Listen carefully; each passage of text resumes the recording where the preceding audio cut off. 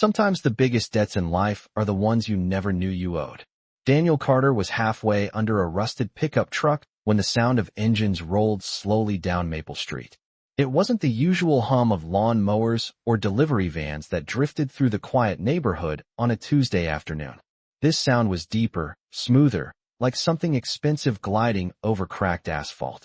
Daniel slid out from beneath the truck, wiping his hands on a faded shop rag. The late spring sun hung warm above the small houses lining the block, the smell of cut grass drifting through the air. Maple Street wasn't the kind of place where luxury vehicles showed up unannounced. Most driveways held aging sedans or pickup trucks with toolboxes in the back. That's why every curtain on the block seemed to twitch when 3 black SUVs turned the corner and rolled to a slow stop in front of Daniel's modest one-story home. The engines idled quietly, polished paint reflecting the sunlight like mirrors. Daniel stood there in his worn work boots and grease-stained t-shirt, staring as the middle SUV door opened. A woman stepped out. She wore a charcoal gray suit that looked like it belonged in a Manhattan boardroom, not on a suburban street where kids rode bikes and neighbors borrowed sugar. Her dark hair was pulled neatly back, and the calm confidence in her posture made it clear she was used to walking into rooms where people immediately listened. The quiet of the street grew heavier. A few houses down, someone paused halfway through watering their lawn. Daniel heard the soft creak of a front door opening somewhere behind him. The woman walked toward him with steady steps, heels clicking softly against the pavement before stopping at the edge of his driveway. She studied him for a moment, her expression unreadable but focused. Daniel straightened instinctively, suddenly aware of the oil smudge on his forearm and the old pickup behind him with its hood propped open. "Daniel Carter?" she asked. Her voice was calm, professional, and carried the faint authority of someone used to being obeyed. Daniel nodded slowly. "Yeah, that's me." The woman took another step forward. For a second the afternoon breeze stirred the maple leaves above them, casting shifting shadows across the driveway. Then she said something that made the air feel suddenly different. "I've come to claim what you owe me." Daniel blinked, caught completely off guard. "I'm sorry, what?" The woman didn't smile. Instead, she glanced briefly at the small house behind him, the chipped white paint, the plastic tricycle near the porch steps, and the wind chime gently clinking above the front door. 8 years ago, she continued, her eyes returning to his, "you made a decision that changed my life." Daniel frowned slightly, confusion tightening across his face. "Look, ma'am, I think you've got the wrong guy." But the woman shook her head once, certain. "No, Mr. Carter, I don't." From the corner of his eye, Daniel noticed movement near the porch. The front door had opened just a crack, and a small pair of curious eyes peeked out from behind it. His 8-year-old daughter Emma watched quietly, clutching the edge of the doorframe as she studied the strange procession of SUVs and the sharply dressed stranger standing in their driveway. Daniel glanced back at her, giving a quick reassuring nod before turning again to the woman. "Listen," he said carefully, "I work 2 jobs and I pay my bills. If someone thinks I owe something, there's probably a mix-up."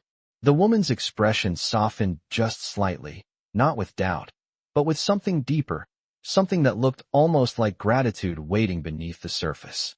"No mix-up," she said quietly. "You may not remember me, but I remember you."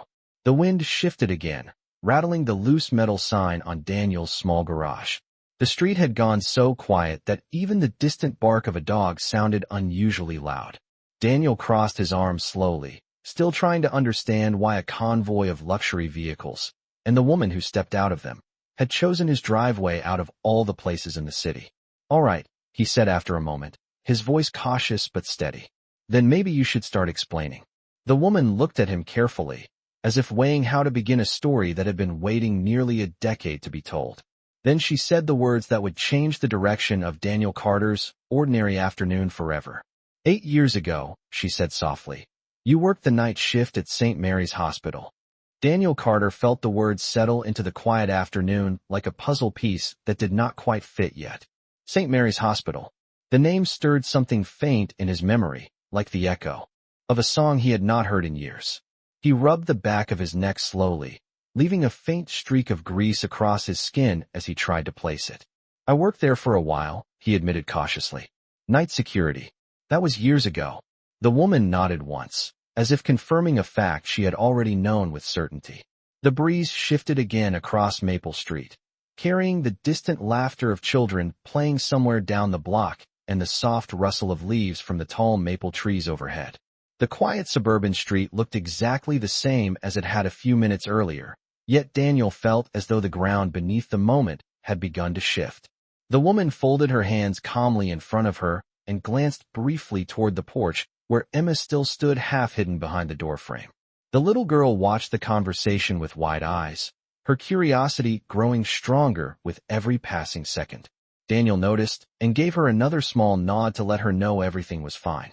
Then he turned his attention back to the stranger in the driveway. "Okay," he said slowly. "I worked security there for about 8 months. Night shifts mostly. 12-hour shifts sometimes. But I talked to a lot of people in that job. Patients, doctors, visitors, delivery drivers.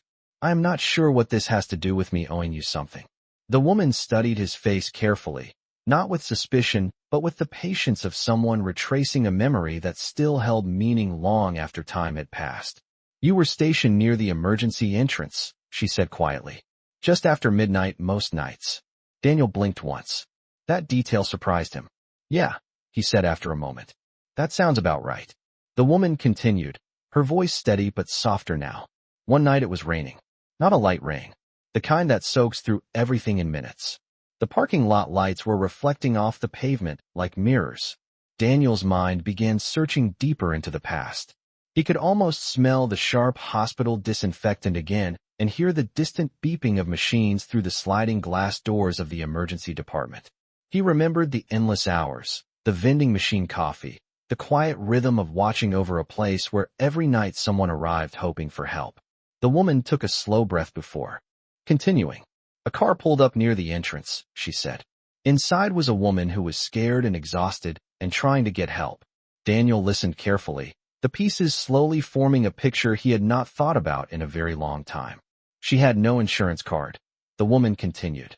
No paperwork. No one who could speak for her. The hospital staff told her to wait until the morning shift arrived. Daniel's expression shifted slightly as the memory began pushing its way back to the surface. He remembered the rain hitting the concrete. He remembered the sound of tires rolling slowly into the emergency lane. And he remembered the tired face of someone sitting behind the wheel, unsure of what to do next. The woman looked directly at him now, her eyes calm but filled with a quiet weight that had traveled through 8 years of time. "You were the one who opened the door," she said. "You were the one who told her to come inside anyway." Daniel felt a slow breath leave his chest as the memory finally returned in full. The night shift, the rain, the woman who had looked completely alone. He had not thought about that moment in years because at the time it had simply felt like the right thing to do. Nothing more. Nothing extraordinary. Just a small decision made during a long night at a hospital entrance. Daniel looked back at the woman standing in his driveway, trying to understand why that single moment had somehow led a powerful executive with 3 black SUVs to his quiet street on an ordinary afternoon. "All right," he said quietly, the pieces finally beginning to connect. "I remember that night." The woman nodded once, her voice calm, but filled with something deeper than simple recollection. "Good," she said, "because that woman you helped was me." Daniel Carter felt the weight of her words settle slowly into the warm afternoon air. For a moment he simply stood there in the driveway, the distant hum of the idling SUVs behind her mixing with the soft clinking of the wind chime hanging above his porch. 8 years ago. The rain. The hospital entrance. The memory had returned clearly now, but it still felt strange to see the woman from that night standing here in front of his house dressed like someone who ran an entire corporation. Daniel exhaled slowly and glanced down at the concrete driveway, where a thin line of motor oil traced the path from the old pickup truck to the garage. "You were the one in the gray sedan," he said after a moment, his voice thoughtful as the memory sharpened. "You pulled up near the emergency doors. I remember because your windshield wipers were moving so fast they were squeaking against the glass." The woman nodded gently. "Yes, that was me." Daniel looked back at her, studying her face with a little more attention now. The confident executive standing in front of him did not resemble the exhausted person he remembered sitting behind that steering wheel years earlier. That night she had looked pale and overwhelmed, gripping the steering wheel like it was the only thing holding her together. He remembered the rainwater dripping from the roof of the emergency entrance as he stepped outside to check the vehicle. You looked scared, Daniel continued quietly, almost speaking to the memory more than the woman herself. And cold. Your hands were shaking. The woman listened without interrupting, her eyes steady. The front desk nurse told you to wait in the car, Daniel added, recalling the moment more clearly with every second. They said the admissions office had already closed for the night, and that paperwork had to be completed before anyone could be admitted unless it was a major emergency. He paused, rubbing his palms together slowly as the old frustration from that night flickered back to life.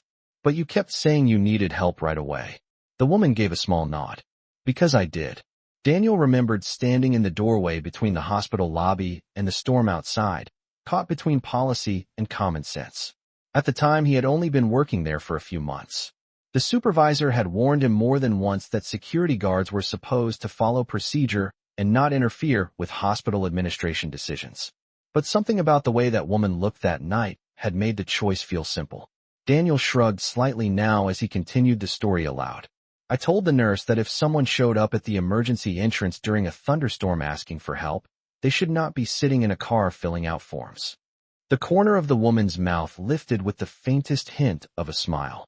You remember. Daniel gave a quiet laugh, the sound warm and humble. I remember getting a warning from my supervisor the next morning. The woman's expression softened with a trace of understanding. Yes, she said gently. I heard about that later.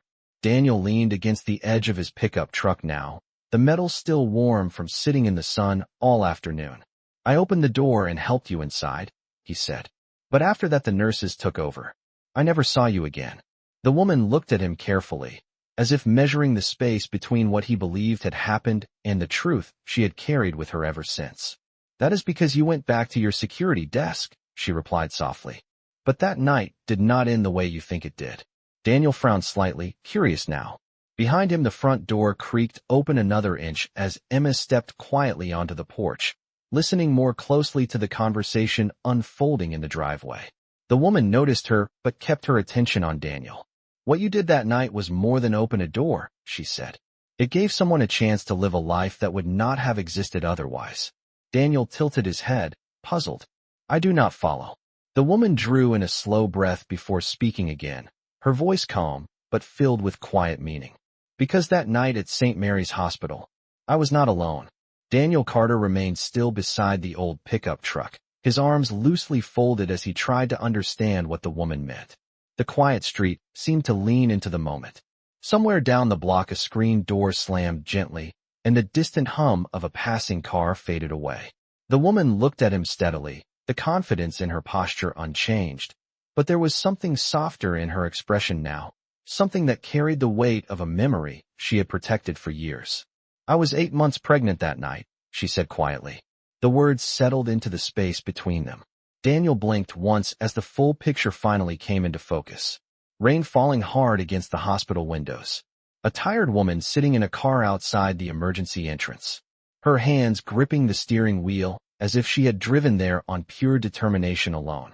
Daniel remembered how she had looked when he opened the door. Pale. Exhausted.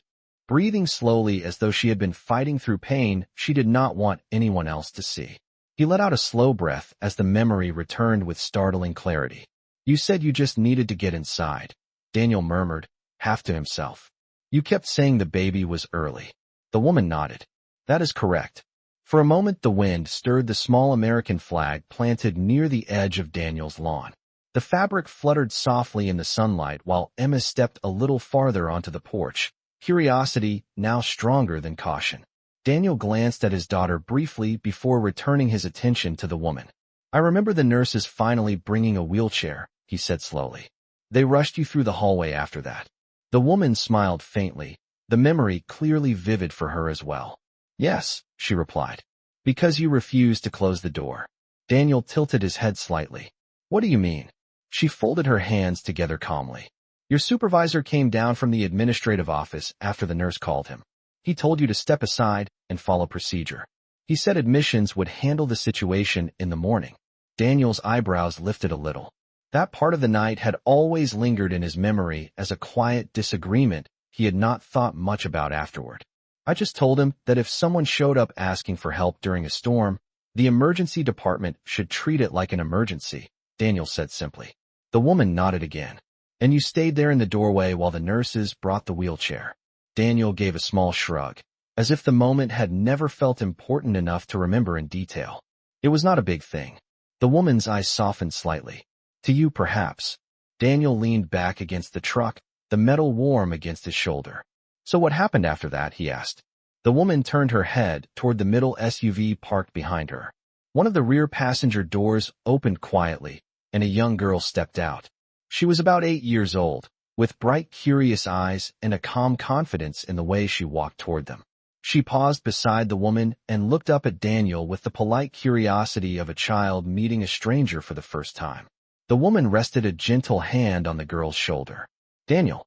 Carter, she said softly. This is Olivia. Daniel looked from the woman to the girl, still trying to understand the direction the story was taking.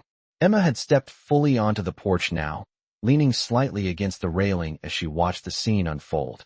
The woman met Daniel's gaze again, her voice steady but filled with quiet meaning. 8 years ago, when you opened that hospital door in the rain, she said, you gave my daughter the chance to be born safely. Daniel looked at the girl standing beside her, and for the first time that afternoon the full weight of the moment began to settle over him. Daniel Carter looked at the young girl standing beside the woman and felt a strange stillness settle over the driveway. Olivia stood quietly, her small hands folded in front of her, studying him with the calm curiosity of a child who had grown up hearing a story many times but was now meeting the person inside it for the first time. The afternoon sun reflected softly across the polished surface of the black SUVs, and the maple leaves above them shifted in the light breeze. Daniel slowly straightened from the side of his pickup truck, still trying to process what he had just heard. So you are telling me, he said carefully, glancing between the woman and the child. That night at the hospital, that was when she was born. The woman nodded gently. Yes, less than 2 hours after you helped me through those doors. Daniel exhaled quietly, rubbing his palms together as the memory continued to unfold in his mind. He remembered the nurses rushing down the hallway. He remembered the hurried voices, the squeak of wheels from the wheelchair, the heavy rain still pounding against the hospital windows outside. But after that moment, he had simply returned to his desk near the entrance and continued his shift like any other night. I never knew, Daniel said honestly. Nobody ever told me what happened after. The woman's voice softened. You were not supposed to know, but I never forgot. She rested her hand gently on Olivia's shoulder. The girl looked up at Daniel with bright eyes and gave him a polite little wave, the kind children give when meeting someone new but important. From the porch, Emma stepped a little closer to the edge of the railing, clearly fascinated now by the presence of another child near her age. Daniel noticed and gave her a reassuring smile before returning his attention to the woman in front of him. You said you came here to claim something I owe, he said slowly, still trying to understand her words from earlier. But from what you were telling me, it sounds more like you are the one who came to say thank you. For the first time since she arrived, the woman allowed a small, thoughtful smile to appear. That is part of it, she admitted. But there is more. Daniel raised an eyebrow slightly. More? She nodded. After Olivia was born, I spent months recovering and rebuilding my life. At that time I was working as a financial analyst at a small consulting firm. Nothing impressive, just long hours and small paychecks. Daniel listened quietly. The breeze carried the faint smell of fresh-cut grass from a neighbor's yard. Somewhere down the block a dog barked once, and then fell silent again. But something about that night stayed with me. The woman continued. The way you stood there in the doorway when everyone else was focused on paperwork and policy. You did not know me. You did not know my situation. Yet you chose to help anyway.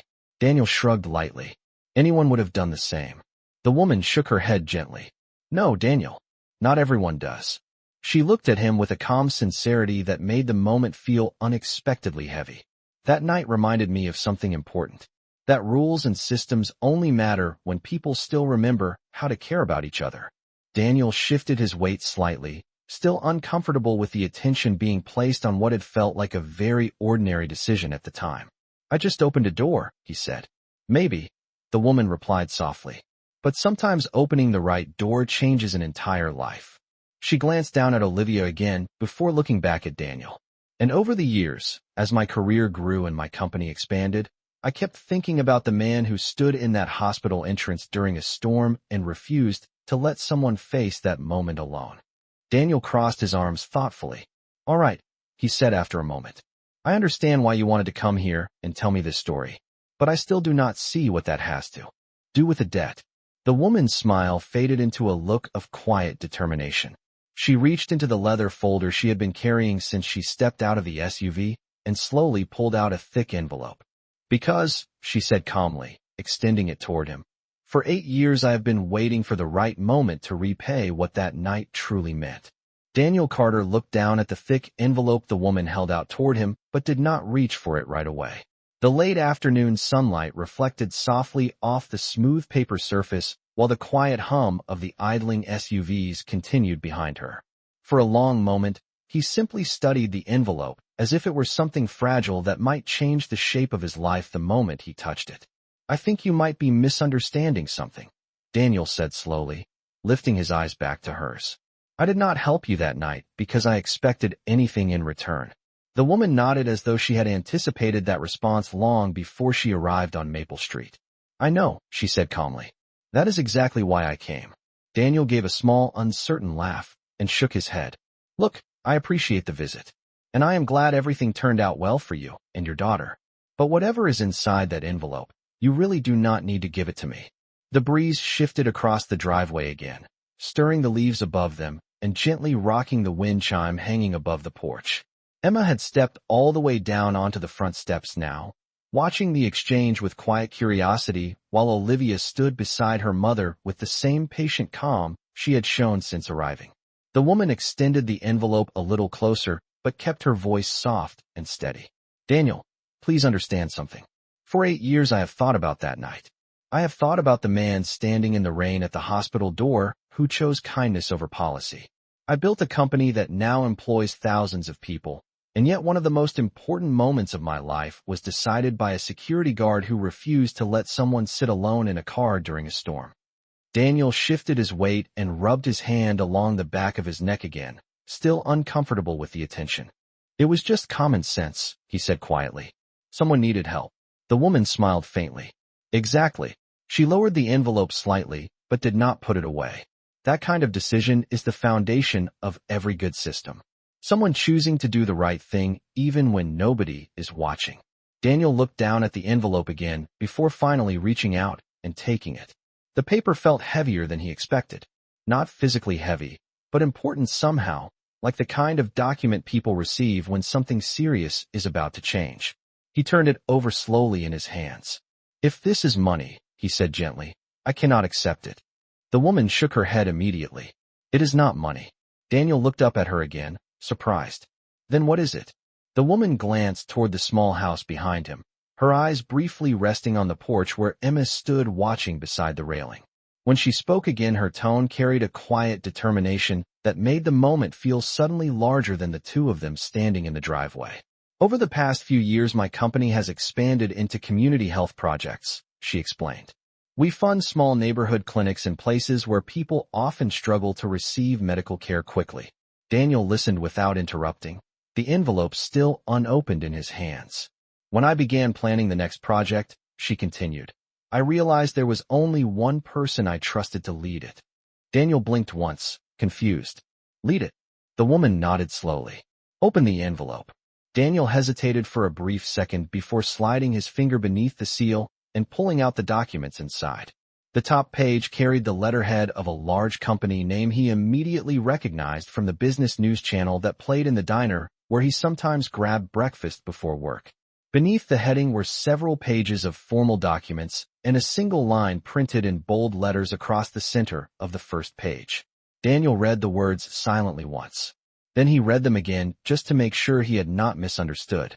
He lifted his eyes back toward the woman, his expression filled with quiet disbelief. You are offering me a job? He asked.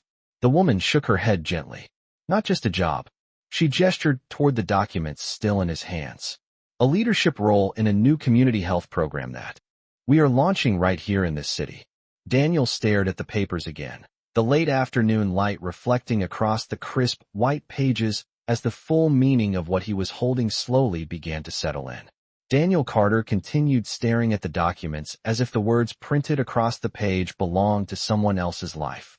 The late afternoon sun dipped slightly lower above Maple Street, stretching long shadows across the driveway, while the quiet hum of the SUVs filled the silence between them. For several seconds, Daniel did not speak. He simply turned the page slowly, scanning the neat rows of text that described a program designed to build small community health clinics in neighborhoods where families often waited weeks for basic medical appointments. The program had a name printed across the top of the proposal: Carter Community Health Initiative. Daniel blinked once, then twice, certain that he must have misunderstood something. He lifted the page closer to his face and read the title again. When he finally looked up, the confusion in his expression was impossible to hide. "This has my name on it," he said quietly. The woman nodded calmly. "Yes." Daniel lowered the paper slightly. "Why?" The question came out almost as a whisper. The woman folded her hands together in front of her and looked down the street for a moment before answering, as if choosing her words carefully. "Because a healthcare program should be led by someone who understands why access to help matters," she said. Daniel shook his head slowly. "I fix air conditioning units," he replied. "I do maintenance work at an office building during the week. I am not a healthcare administrator." The woman's voice remained steady. "You are someone who understands people." Daniel let out a quiet breath, still overwhelmed by what he was holding. Behind him, Emma had stepped off the porch and moved quietly down the walkway, her curiosity stronger now that the adults were talking about something that clearly mattered. Olivia noticed her and gave her a small, friendly smile. The two girls stood several feet apart, studying each other with the silent curiosity children often share when meeting someone new. Daniel glanced back at Emma for a moment before returning his attention to the woman. "I appreciate the offer," he said carefully, "but you are talking about running a major project. That kind of responsibility belongs to someone with degrees and experience."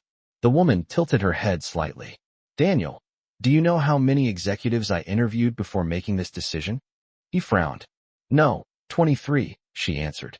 "People with impressive resumes and advanced degrees in healthcare management."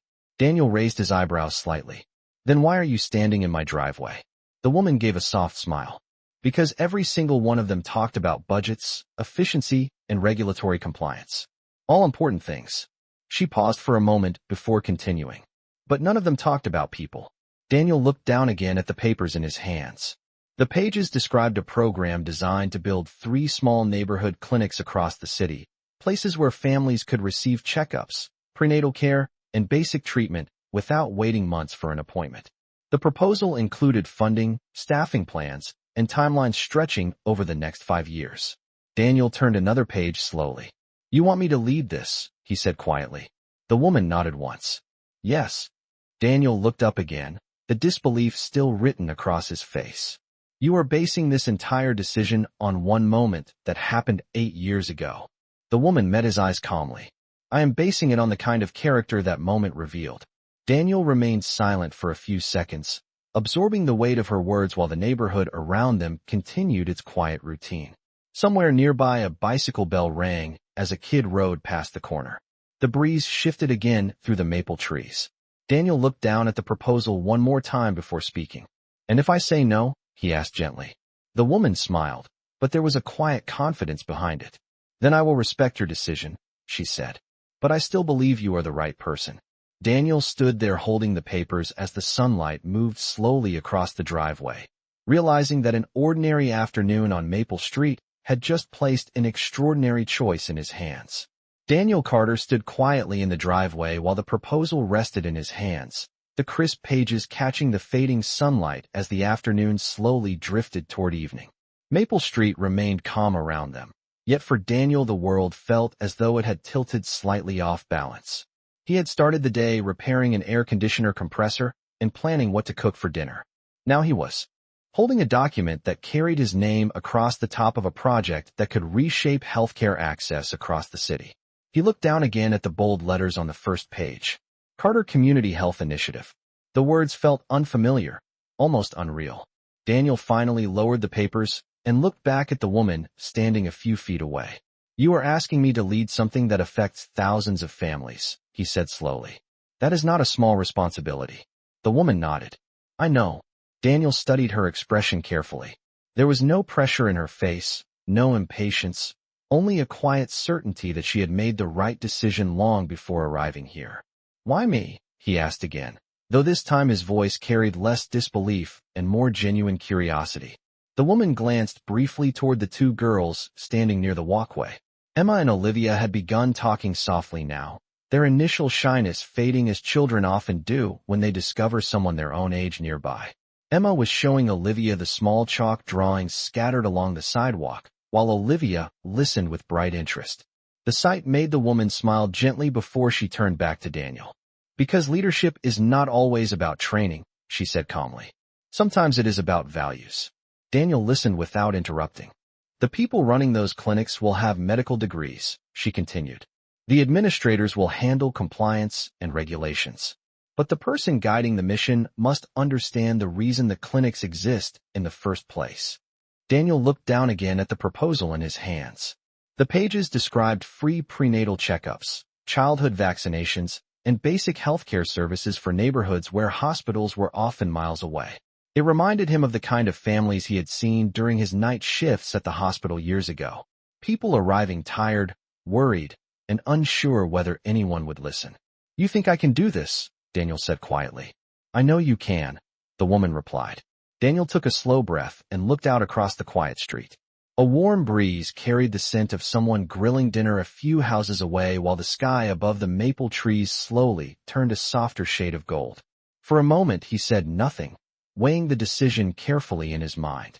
Finally he turned back to her. There is something you should know, he said. The woman raised an eyebrow. Slightly. What is that? Daniel gave a small, thoughtful smile. I am not interested in titles. The woman nodded once. That is good. Daniel continued. If I agree to this, it will not be because of the position or the recognition.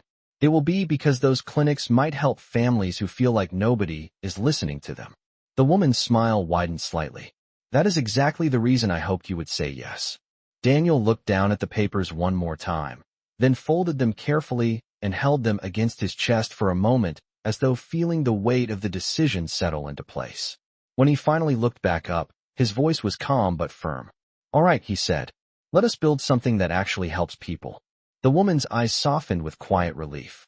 Across the walkway, Emma and Olivia had begun laughing together over a chalk drawing that now stretched across the sidewalk, two children unaware that the conversation happening a few feet away was about to change far more than just one afternoon on Maple Street.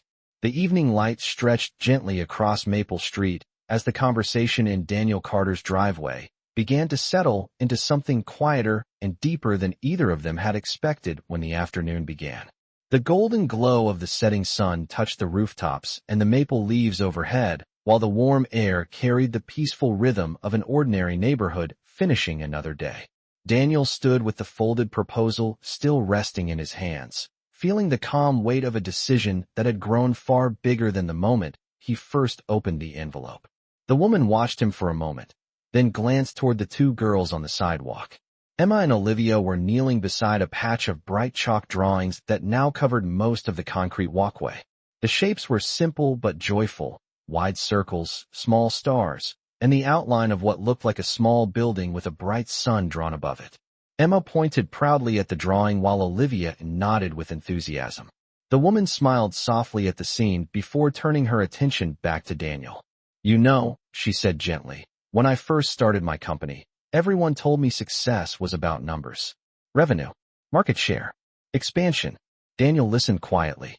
But after that night at the hospital, she continued, I began to think about something different. I began thinking about the kind of systems we build for the people who need help the most. Daniel looked down at the proposal again, running his thumb lightly along the edge of the paper. Those clinics will not fix everything, he said thoughtfully, but they might make it easier for someone to get help when they need it. The woman nodded. Exactly. The evening breeze stirred again through the trees while the distant hum of a lawn mower faded somewhere down the block. Daniel glanced across the street where a neighbor waved casually before returning to watering their garden. To anyone watching from a distance, It probably looked like an ordinary conversation between neighbors standing beside an old pickup truck. Only the four people in that driveway understood how much the moment had quietly shifted the future. The woman finally stepped forward and extended her hand. Daniel looked at it for a second before shaking it firmly. The handshake was simple, respectful, and carried the quiet agreement of two people beginning something important together. "We will start planning next week," she said calmly. "There is a lot of work ahead." Daniel smiled faintly. "Good. I prefer work over speeches." The woman laughed softly, then glanced toward the girls again. "Olivia," she called gently. The young girl looked up and jogged back toward her mother. Emma followed closely behind, curiosity still bright in her eyes. Daniel placed a hand lightly on Emma's shoulder. "Looks like you made a new friend today," he said warmly. Emma nodded enthusiastically. Olivia waved once before climbing back into the waiting SUV. The woman paused beside the open door and looked at Daniel one last time. 8 years ago," she said quietly, "you opened a door during a storm." Daniel shrugged slightly. Anyone would have done the same. The woman shook her head with a small smile before stepping into the vehicle. Moments later, the convoy of black SUVs rolled slowly away from Maple Street, disappearing around the corner as the evening sky softened into shades of orange and blue. Daniel stood beside his driveway for a few seconds watching the empty road ahead of him. Then he looked down at the folded proposal in his hands and let out a thoughtful breath. Emma tugged gently at his sleeve. "Daddy," she asked curiously, "does this mean you are going to build hospitals?" Daniel smiled and glanced back at the chalk drawing on the sidewalk, the one with the small building under the bright sun. "Not hospitals," he said softly. "Something a little closer to home." The wind chime above the porch rang quietly as he and Emma walked back toward the house, the first evening of a very different future settling peacefully over Maple Street.